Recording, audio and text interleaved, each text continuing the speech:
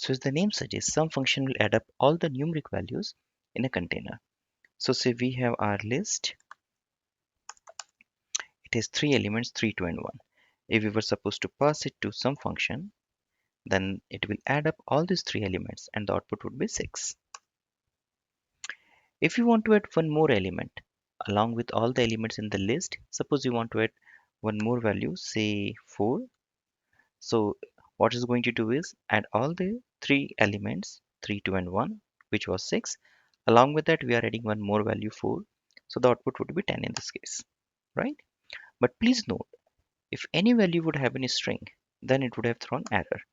So say I will add one more element in this time and say the value is a.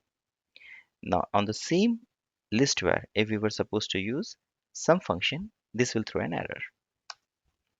And the error is type error because it says that plus cannot add an integer and a string.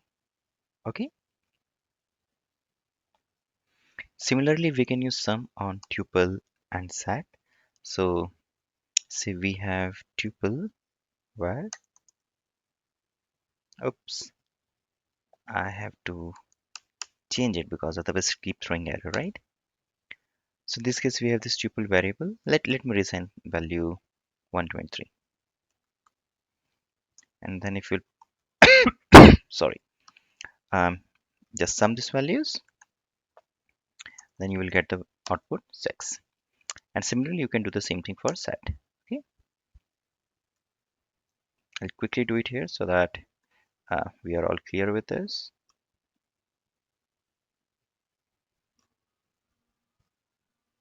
And then here we go, value 6, right?